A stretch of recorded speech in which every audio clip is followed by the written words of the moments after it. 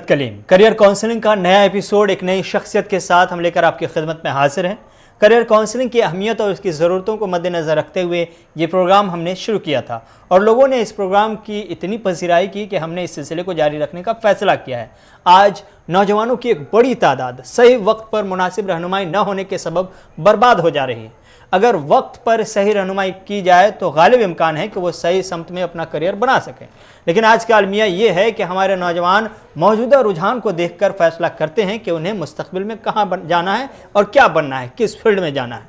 फिर बाद में उन्हें एहसास होता है कि उन्होंने गलत फील्ड का इंतखाब कर लिया है। नौजवानों की सही रहनुमाई के लिए हमारा ये ख़ास प्रोग्राम करियर काउंसलिंग काफ़ी मकबूल हो रहा है। पसंद करने वालों की बढ़ती हुई तादाद को देखकर हमने फिर से नया एपिसोड आपके लिए तैयार किया है और आज के इस ख़ास एपिसोड में हमारे जो मेहमान हैं वो किसी तारुफ के मोहताज नहीं हैं। जम्मू कश्मीर के हर घर का जाना पहचाना चेहरा और मुनफरिद शख्सियत के मालिक सूबे कश्मीर के सरकारी करियर काउंसलिंग सेल के divisional coordinator doctor Nisar Ahmad Wani साहब आज हमारे इस ख़ास एपिसोड के इंतहाई ख़ास मेहमान हैं।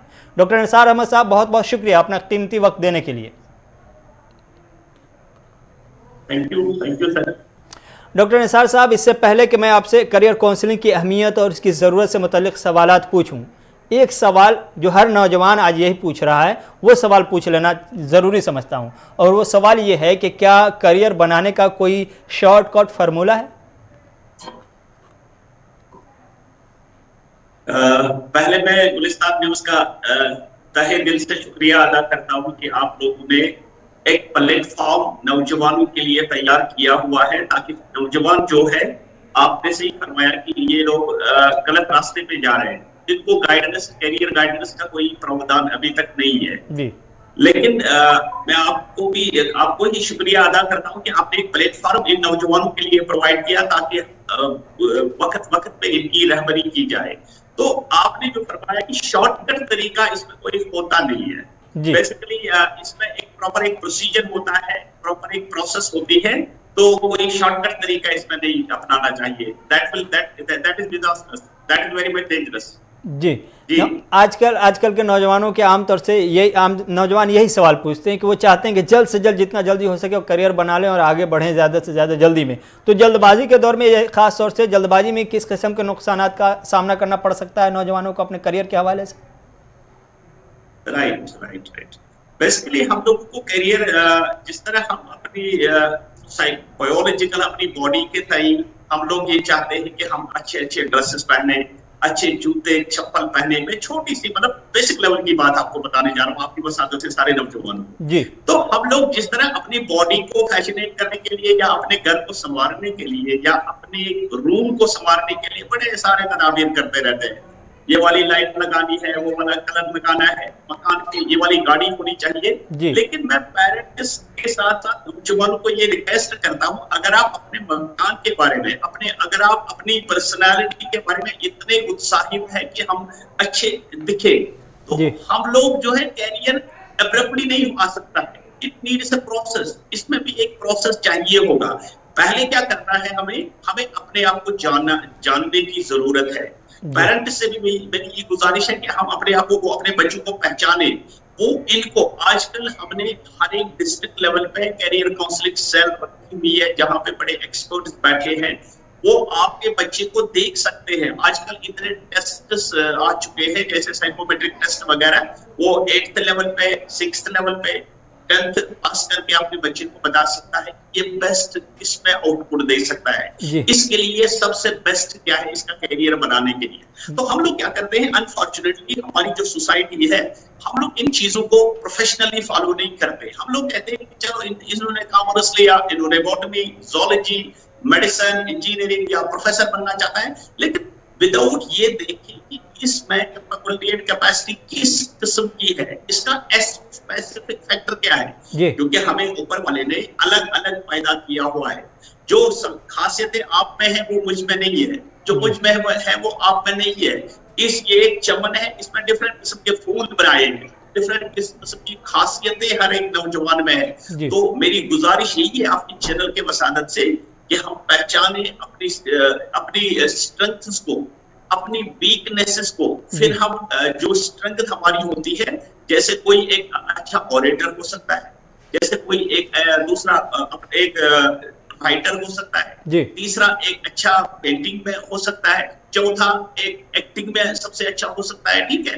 तो पहले अपने आप को, अपनी सलाहियतों को पहचानने की जरूरत है, और इसमें कौन लोग मदद करेंगे? आपके काउंसलर्स, आपके साइकोलॉजिस्ट, आपके कैरियर काउंसलर्स, उनके पास जाने की जरूरत है, उनसे सलाह मशवरे की जरूरत है। वो आपको अगर हो सके तो आजकल बेसिकली मैं brain behaviour research foundation of India का यहाँ स्टेट कोऑर्डिनेटर हूँ, J&K में, यूपी में मैं कोऑर्डिनेटर हूँ। तो हम लोग क्या करते हैं, हम लोग ब्रेन वेव्स के जरिए देखते हैं कि किस बच्चे में कौन सा रुझान है, कौन बच्चा बेस्ट किस में रहेगा, आर्ट्स में, मेडिकल में, इंजीनियरिंग में, कहाँ पे ये अच्छा फिट बैठ सकता है। लेकिन हमारी अनफॉर्चुनेटली, मैंने इसलिए आपका शुक्रिया अदा किया कि एक बहुत अच्छा प्लेटफॉर्म आपने बना दिया ताकि हम लोगों के पास रीच आउट हो सके। जी।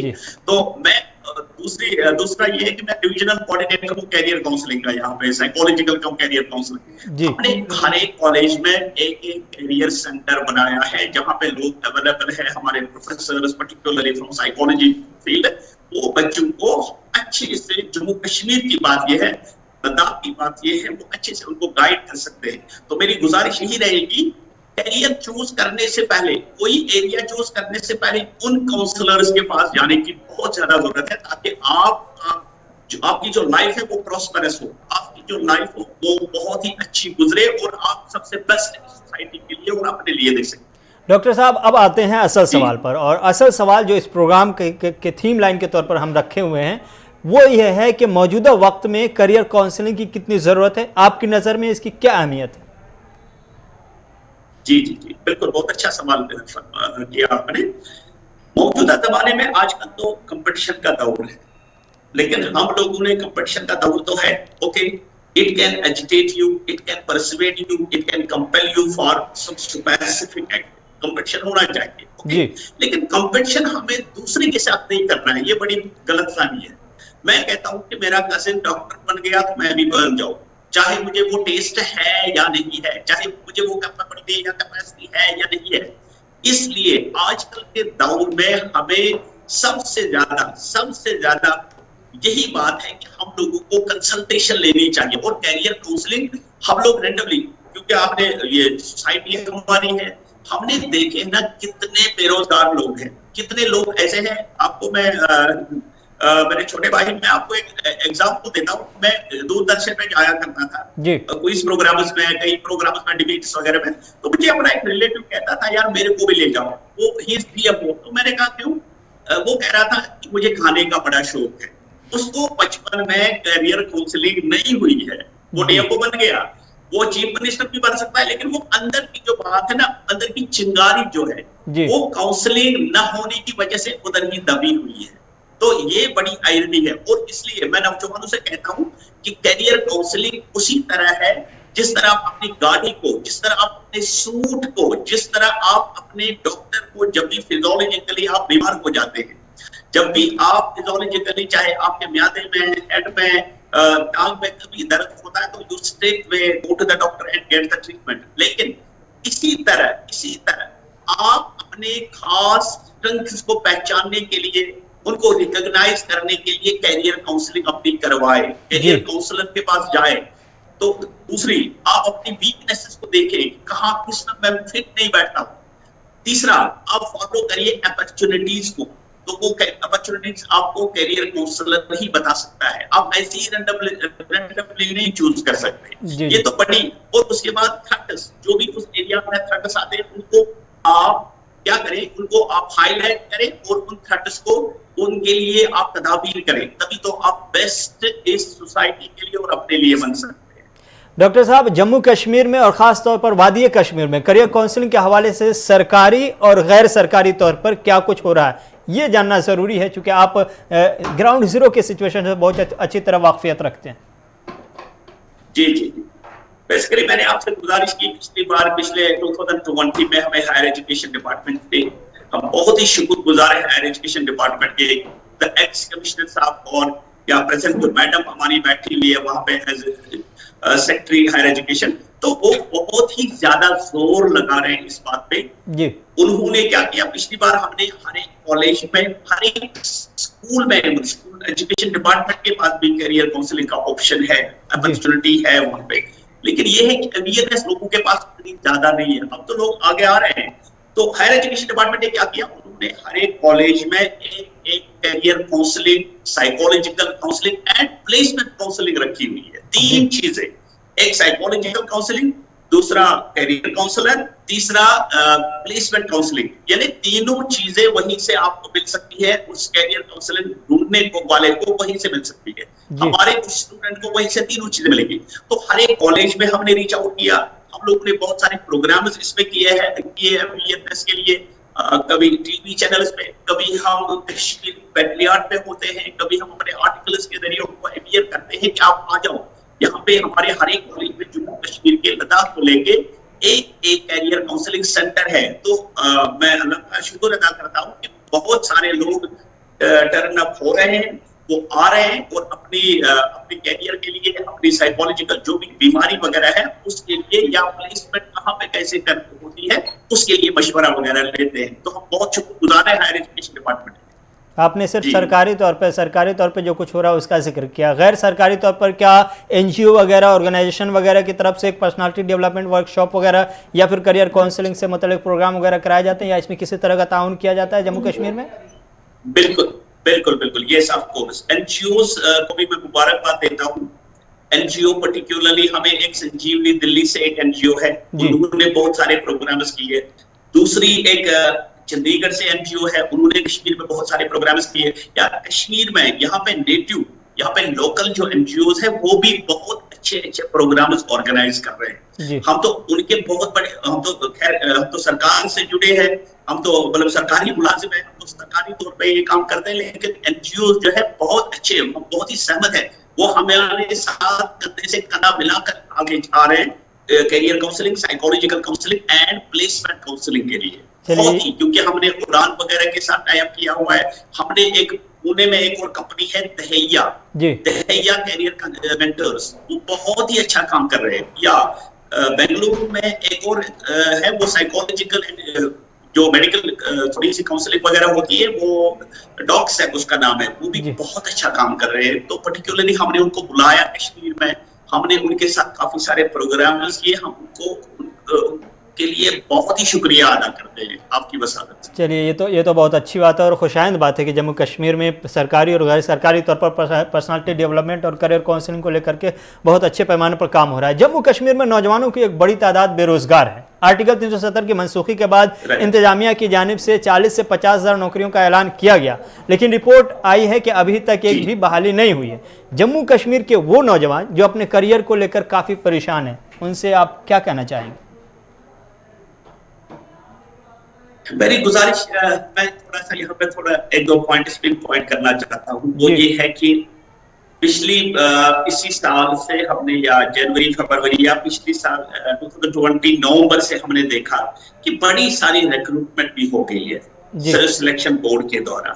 हम ये नहीं कहेंगे कि वन साइडेड है, तराजू एक ही साइड नीचे है, नो, ऐसा बिल्कुल ही नहीं है। क्योंकि एसएसबी ने बहुत सारी पोस्टें भी निकाली और इंटरव्यू भी मतलब स्पीडी किया उन्होंने, फास्ट ट्रैक लेवल पे उन्होंने इंटरव्यूज वगैरह किए और लिस्ट वगैरह निकाली। ठीक, तो दूसरी बात यह है कि जितना होना चाहिए उतना तो अभी नहीं हो रहा है, क्योंकि बेरोजगारी बहुत बढ़ गई है। और मेरी गुजारिश ये है नौजवानों से, हम लोग क्या करते हैं, हम लोग पढ़ते हैं, कोई भी कैरियर चुनते हैं नौकरी के लिए, कल को हम नौकरी में जाएंगे। आजकल नौकरी वगैरह कम, मेरे साथ मेरे कुछ कोलीग्स हैं, वो बाहर गए, उन्होंने अपना बिजनेस एस्टैब्लिश किया, उनकी औकात, या मैं औकात क्या बोलूं, वो तो बहुत आसमान छू रहे हैं, लेकिन मैं जमीन पे मतलब चल रहा हूँ। अगर मतलब ऐसी भी अपॉर्चुनिटीज है, वो मुझसे ज्यादा काबिल, मुझसे ज्यादा अच्छे। तो लेकिन ये है कि आप नौजवानों को ये गुजारिश करेंगे कि आपको सिर्फ सरकारी नौकरी के पीछे हमें नहीं पड़ना चाहिए, हमें देखना चाहिए कि हमें कौन सी रंगत है, कौन सी वीकनेस है, किसमें मैं स्पेशल हूँ, तो उसमें हम बिल्कुल ज्वाइन कर सकते हैं, बिजनेस हम स्टार्ट कर सकते हैं। आजकल तो बड़ी सारी अपॉर्चुनिटीज है। जब से ये टेक्नोलॉजिकल एरा शुरू हुआ है, लोग घर बैठे भी पैसे बहुत कमा रहे हैं, लोग लोगों ने इतना इतना बिजनेस एस्टैब्लिश किया हुआ है। मेरा एक दोस्त है, वो अनंतनाग से है बेसिकली, वो मुझे कह रहा है यार अगर मैं आपको अपने बिजनेस का हिसाब किताब दे दूं तो आप दंग रह जाएंगे। वो एक सिंपल बेरोजगार था। इसीलिए मेरी नौजवानों से गुजारिश है और सरकार से भी गुजारिश है कि अच्छे से मौके प्रोवाइड किए, right man at the right place को रखा जाए। वो तो है ही है, पक्षपात माहौल है, लेकिन मोर पोस्ट्स को लाने की जरूरत है। मोर नौजवानों को रिक्रूट करने की बहुत ज्यादा जरूरत है, क्योंकि हमारे पास बहुत सारे, जैसे आप देख रहे हैं कि कॉलेज में कितने सारे कॉन्ट्रैक्चुअल काम कर रहे हैं, प्लस टू में कितने सारे कॉन्ट्रैक्चुअल काम कर रहे हैं। They are as good as any permanent one, permanent faculty member या हमसे ज्यादा, लेकिन उनके पास कोई अपॉर्चुनिटी वगैरह नहीं है। लोग, सरकार से मेरी गुजारिश यही है कि वो एक पॉलिसी मुरतब करे, एक पॉलिसी फ्रेम करे, ताकि उन नौजवानों को जो पढ़े लिखे हैं, जो कॉन्ट्रैक्ट पे 10,000, 12,000 या 20,000 पे काम कर रहे हैं, उनके लिए भी कुछ सोचे, क्योंकि वो भी हमारी सोसाइटी के हैं, चाहे जम्मू से, कश्मीर से, लद्दाख से और वेयर फ्रॉम दे आर। लेकिन उनके लिए, उनको कोई परेशानी हो रही है कि हम जो रोज रोज देखते हैं या उनकी कहानियां सुनते हैं। जी डॉक्टर निसार साहब, एक जम्मू कश्मीर पर एक नई तहकीक सामने आई है। JLNM की तहकीक के मुताबिक जम्मू कश्मीर के 94% से ज़्यादा लोग ऐसे हैं जो उलझन के शिकार हैं। करीब 48% लोग ज़हनी तनाव के शिकार बताए जा रहे हैं। इसमें नौजवानों की एक बड़ी तादाद है जो अपने करियर को लेकर फिक्रमंद है। ऐसे में इस सूरत हाल से निकलने का क्या रास्ता हो सकता है आपकी नज़र में?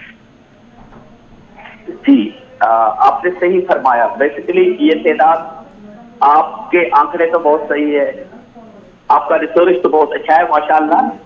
मैं ये बात इसमें कहूँ कि ये जो ज़हनी तनाव है, ये उसका मेजर जो नौजवानों में है, मेजर जो काज है वही बेरोजगारी है जी। मेजर यानी 60% यही काज है।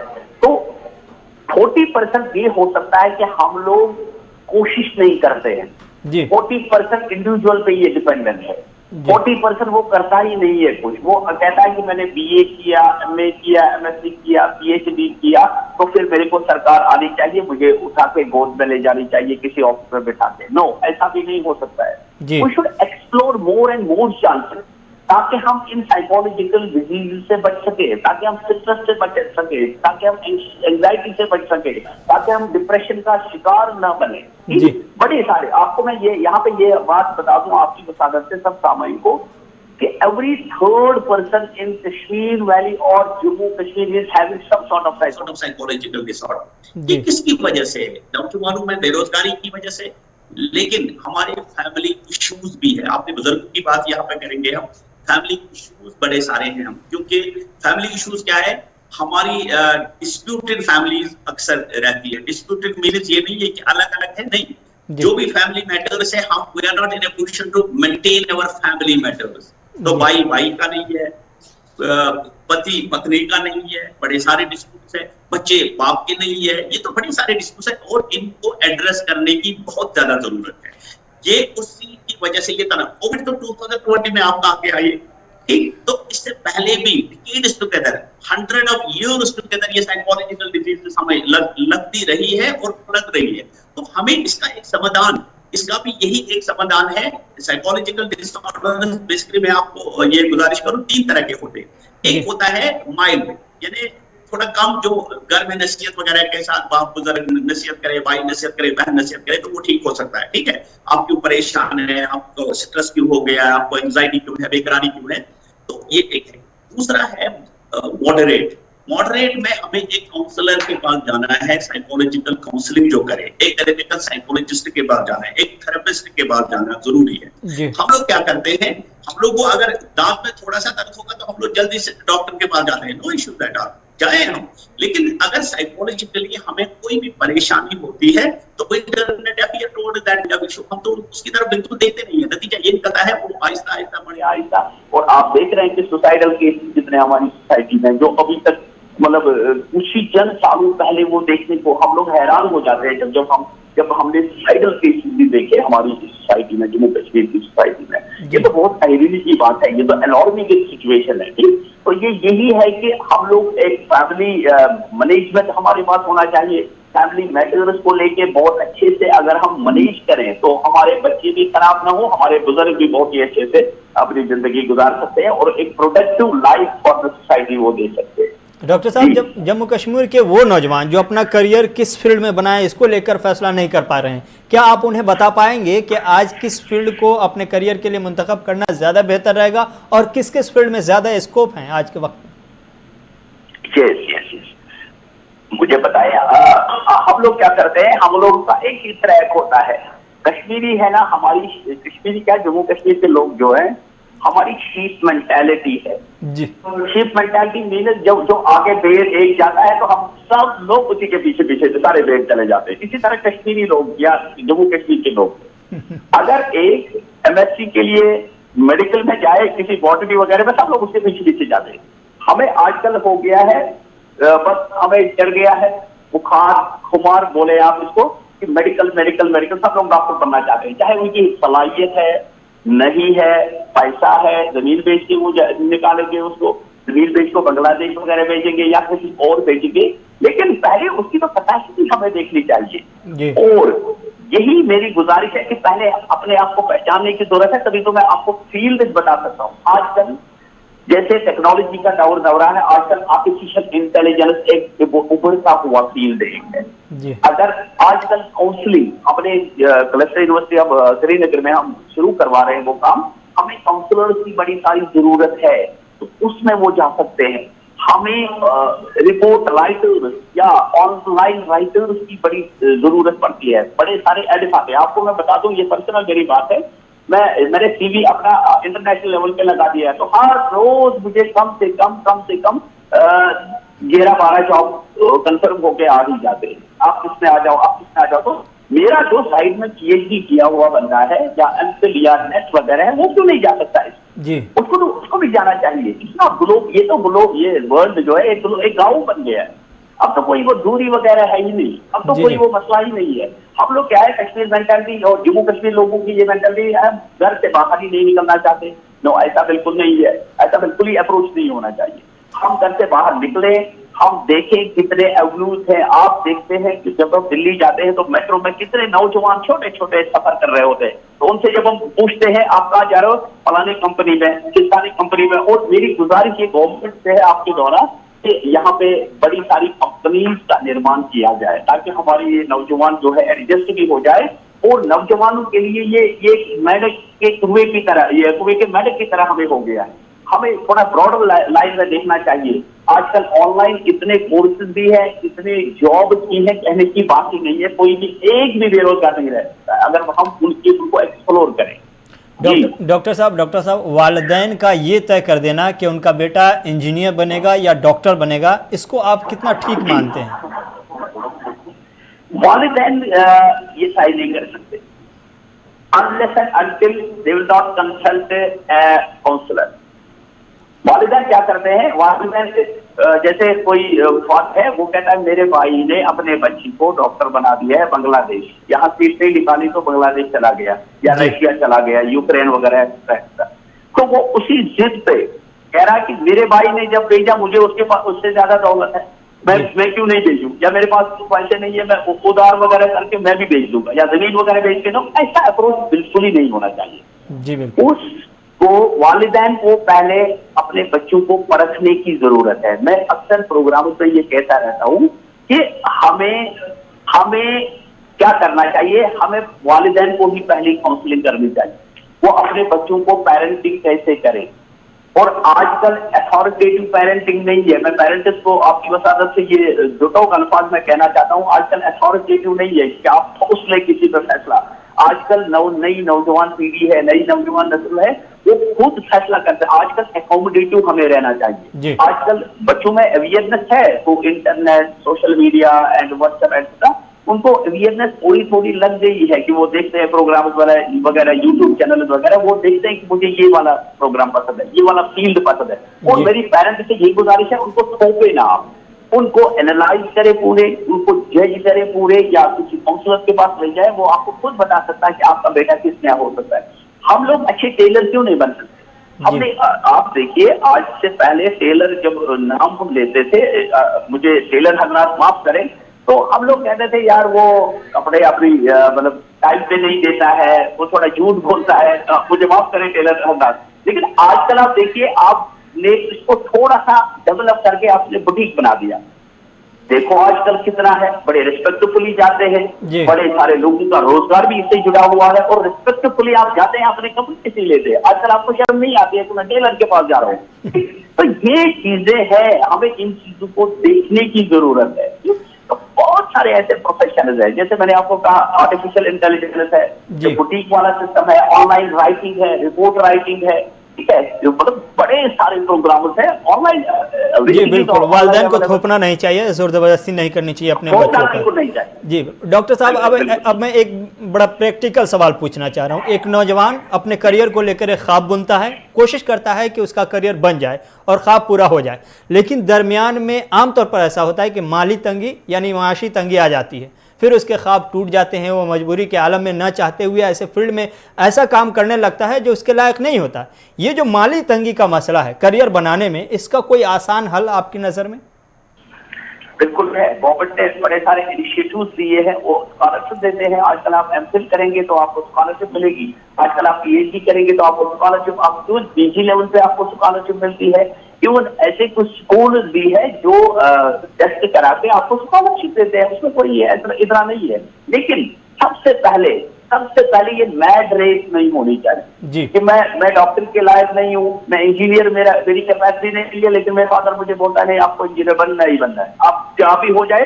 लेकिन उसको मुझे समझाना चाहिए, नहीं मेरी इंटरेस्ट लिटरेचर के साथ है, मेरी इंटरेस्ट प्रोफेसर बन जाऊं मैं, मेरी इंटरेस्ट में डॉक्टर बन जाऊं, आप मुझे इंजीनियर ना कम से कम बनाए, मुझे ना बनाए, मेरी कैपेबिलिटी एंड कैपेसिटी वो अलाउ ही नहीं करती है, ठीक है, मेरा स्पेसिफिक सेक्टर अलाउ नहीं करता है। और जब ये चीजें हम फॉलो करेंगे तभी तो माली कमजोरी जो है ना वो बहुत ही मतलब छोटी बात है, छोटी हर्डल है। जैसे मैंने आपको स्वॉट एनालिसिस के बारे में बता दिया, जैसे हम सिक्वेंसेस देखते हैं, हम वीकनेसेस देखते हैं, फिर अपॉर्चुनिटीज ढूंढते हैं, जब हम ये चीजें करते हैं फॉलो, या फिर सक्सेस देखते हैं, तो ये एक साथ है, ये भी की माली कमजोरी है। ठीक, इस चीज को गवर्नमेंट भी बड़ा सीरियसली ले रही है, या कई सारी ऑर्गेनाइजेशन की स्कॉलरशिप वगैरह देती है, या यूनिवर्सिटी में जाए आप वो भी स्कॉलरशिप देते हैं। तो इसमें ये कोई बड़ी हर्डल है ही नहीं। डॉक्टर साहब, लेकिन एज पर हिज कैपेसिटी। जी डॉक्टर साहब, वक्त की किल्लत है, इसलिए हम आखिरी सवाल के साथ ही इंटरव्यू खत्म करेंगे। जम्मू कश्मीर में नौजवानों की एक बड़ी तादाद अपने करियर को लेकर तज़ब्ज़ुब के शिकार है। ऐसे नौजवानों के लिए आपका क्या पैगाम होगा माहिराना? मेरा ये पैगाम है कि हर एक नौजवान स्कूल लेवल से लेके एडोलेसेंस एज से लेके यानी 10th आपने पास कर दिया, you just undergo for a psychometric, जी you just go for a consultation with a counselor, career counselor or psychological counselor, okay? दूसरी बात, फिर जो आपका टेस्ट है, जो आपका जुनून है, अपनी सलाहियत को ही अपना जुनून बनाए आप। जुनून आप बाहर से ना लाए, जुनून आप पेरेंट्स की नसीहत से ना लाए, जुनून आप कंपटीशन से ना लाए, no, that is harmful and disasters for you. जुनून उसी चीज को बनाए जिस चीज की आपकी capability and capacity and test है। ये मेरी गुजारिश है आपकी वसात से सारे जवानों को कि आप जुनून उसी चीज को बनाए। जैसे आप लिटरेचर में है, जाओ, आप कभी नाकाम नहीं होंगे। जैसे आपका मेडिकल फील्ड अच्छा लगता है और आपकी कैपेबिलिटी कैपेसिटी है, आपका टेस्ट है, तो आप उसमें जाओ, ठीक। वरना वो चीजें चलो, हमें ऊपर वाले ने अपनी अपनी सलाहियत के साथ पैदा किया हुआ है। No person in this world, हर एक की अपनी अपनी इंटेलिजेंस, हर एक की अपनी अपनी सलाहियत है। पहले उस सलाहियत को जानो और तभी वो, आपने सही फरमाया, जुनून बनाओ, तो आप कामयाब हो सकते हैं। डॉक्टर निसार साहब, बहुत बहुत शुक्रिया आपका कीमती वक्त देने के लिए। हम उम्मीद करते हैं कि आपकी तरफ से पेश किए गए माहिराना मशवरे उन तमाम नौजवानों के ज़ख्मों पर मरहम का काम करेंगे जो करियर को लेकर दर्द से कराह रहे हैं और बेचैनी के आलम में रात गुजार रहे हैं। हमें यह भी उम्मीद है कि जम्मू कश्मीर इंतज़ामिया वहाँ के नौजवानों के करियर को लेकर मज़ीद संजीदगी का मुजाहरा करेगी और रोज़ाना जो नौजवान जगह जगह नौकरियों के लिए इंतज़ामिया के खिलाफ एहतजाज मुजाहरा कर रहे हैं या जो खामोश एहतजाज कर रहे हैं, उनकी खामोशी के चीखों पुकार को समझेगी और उनके मुस्तकबिल को लेकर जल्द कोई मुनासिब फैसला करेगी, इक़दामात करेगी।